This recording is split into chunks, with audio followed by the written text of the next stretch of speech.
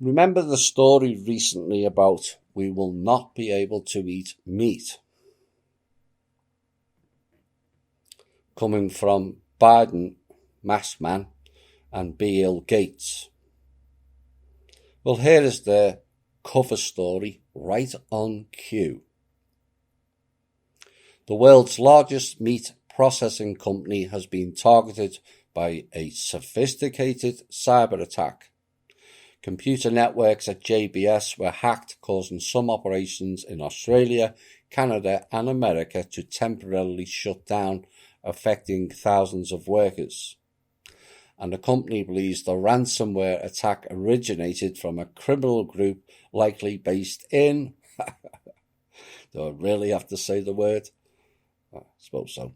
Russia. The White House said. Yeah. Also predictable. And the attack, they said, listen closely, could lead to shortages of meat or raise the prices for consumers. Just like the gas cyber attacks, all an excuse to create scarcity and increase prices. The problem is, when will the people see through their illusion games? Off to China next. President Xi Jinping launched a campaign in 2018 with the slogan Cao He Shu, meaning sweep away black and eliminate evil.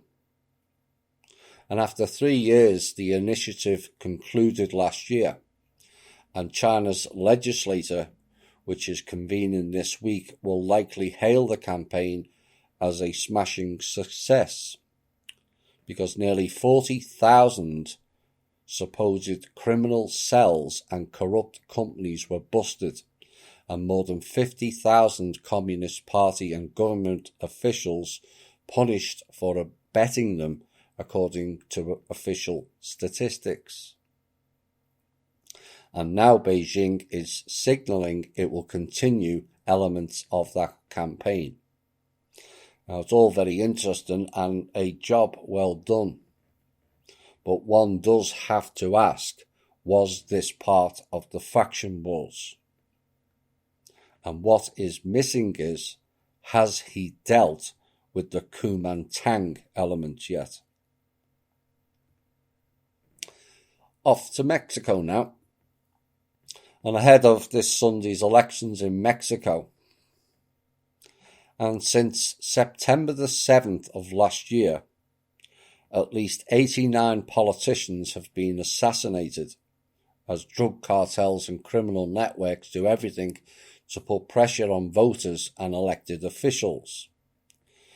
And the mayoral candidate Alma Barragan did a Facebook invitation, which ended up becoming her last appearance. Last Tuesday, Alma Barragan, the mayoral candidate in the violent city of Moroleon, was assassinated shortly after broadcasting live on Facebook. There was no event. Instead, she was shot at the scene by an unknown perpetrator.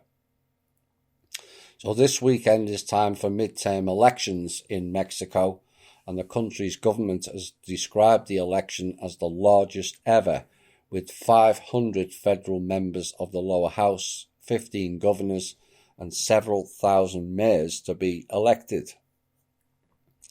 But the concern is when the polls close on June 6th, it could also turn out to be the bloodiest. Are these the type of people we are letting through our southern border? And this next story links in nicely. The Biden administration on Tuesday denied several Republican lawmakers access to a Drug Enforcement Administration border facility in El Paso, Texas. A delegation of 12 GOP members of Congress were physically restricted from entering the El Paso Intelligence Center during a visit to the southern border. Now, the lawmakers have reportedly attempted to gain access to the facility for weeks and have been rebuffed by the masked man and his government. The GOP lawmakers accused the Biden administration of interfering with their constitutional duty to have oversight over these facilities that are paid for by taxpayer dollars.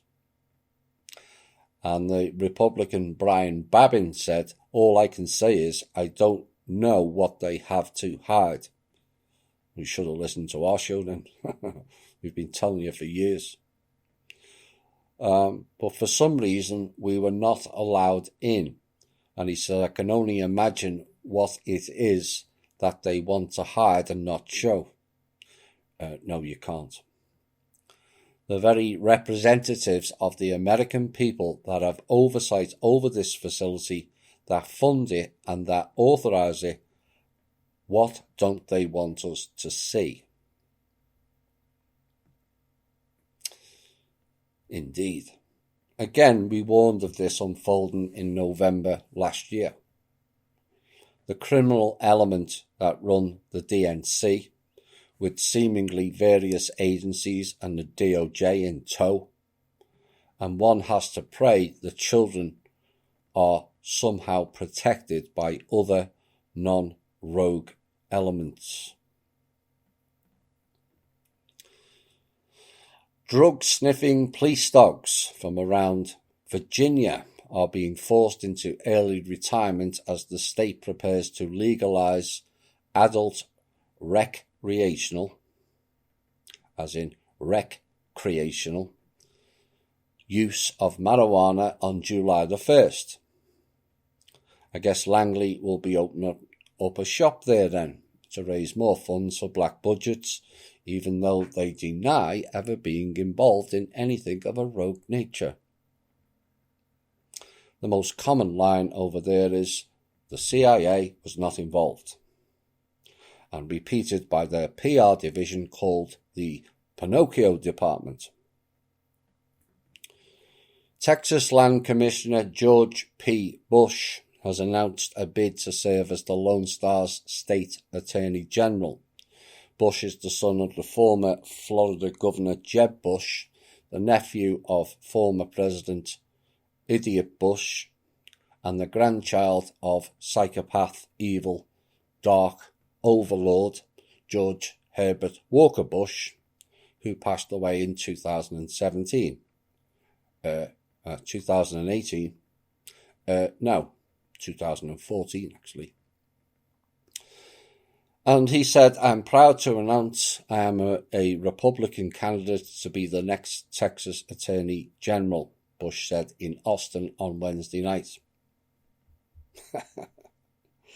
Seriously, do we need another Bush in our midst? Hire him? No, fire him. Then the burning bush would be more apt, would it not? Amazon customers have 1 week to opt out of a plan that would turn every Echo speaker and Ring security camera in the US into a shared wireless network. I'm going to repeat that.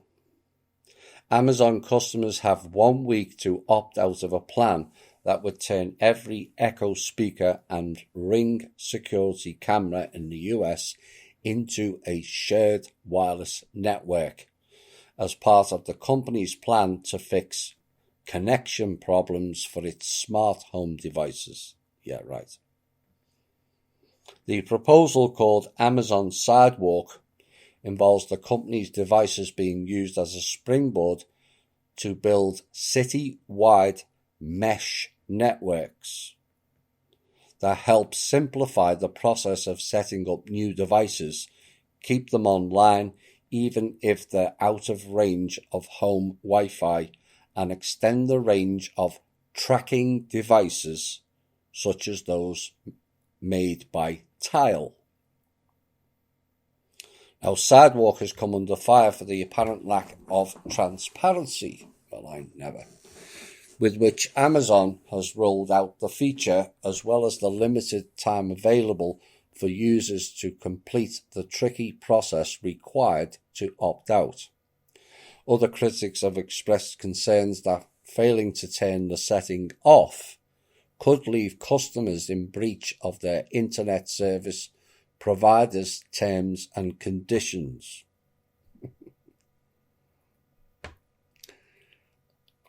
It's not anything we didn't warn of.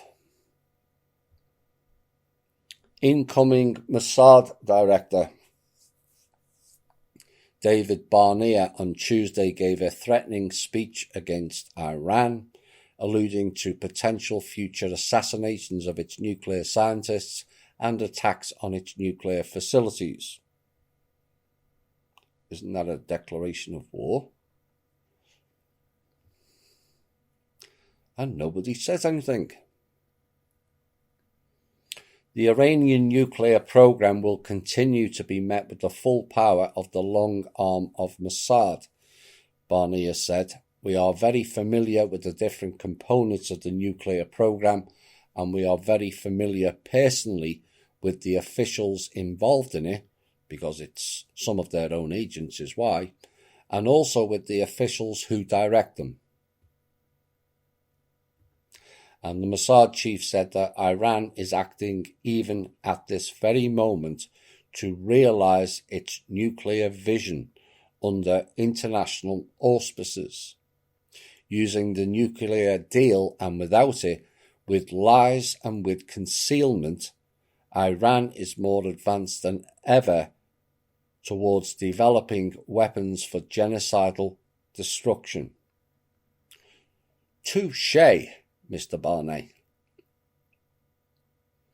And he said that the spy agency would undertake a mix of operations and the use of advanced technologies, which is likely a reference to cyber attacks amongst other capabilities to keep the Islamic Republic in check. And further, he said that Israel would not be passive simply because the majority of the world was willing to look the other way on Iran's nuclear program. The majority of the world has chosen to look away at Israel's nuclear program, I might add. Again, this is childlike. We can have a ball, but you can't, so only we can play. What's pathetic? And he said, we will not act according to the idea that majority rules among the nations, since that same majority will not be stuck with paying the price for their mistaken evaluation of the threat, as reported by Yediot. In the 1990s, Israel sold nuclear weapons to Iran. In 2021, they wish to bomb Iran for having nuclear weapons. Does that make sense?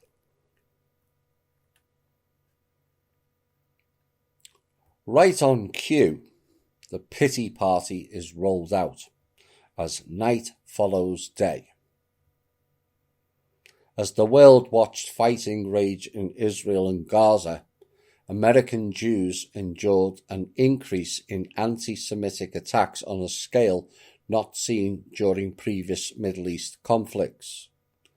Experts say it's too early to tell if the high-profile assaults, including a daylight brawl in New York City's Times Square, point to a trend or are a part of already high levels of such incidents seen across the country in recent years. Violence and harassment targeting American Jews broke out coast to coast amid the 11 days of fighting between the Israelis and the Palestinians that ended in a ceasefire on May the 20th. Now, incidents included outdoor diners in Los Angeles who were physically attacked by a group carrying Palestinian flags, violence against Orthodox Jews in New York City, which is home to the largest population of Jews outside of Israel, and Nazi imagery posted on a synagogue in Alaska this week.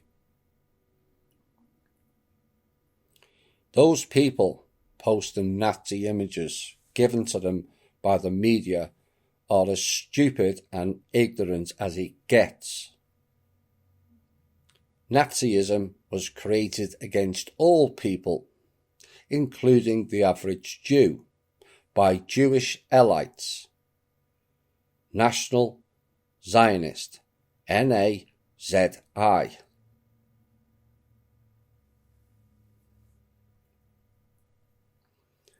And pro-Palestinian protests and anti-Jewish vandalism at synagogues have also been documented in Illinois and Florida. The reality is, people around the world need to have a reality check. Stop attacking the ordinary Jewish people and go after the high-profile ones. Not with violence, but campaign against them. If you wish a target in New York, try Eli Wiesel. Weasel by name, Weasel by nature, Jared Kushner, Kissinger, the Soros Foundation. I could go on. Picking on the ordinary Jewish people is not the way to go about it.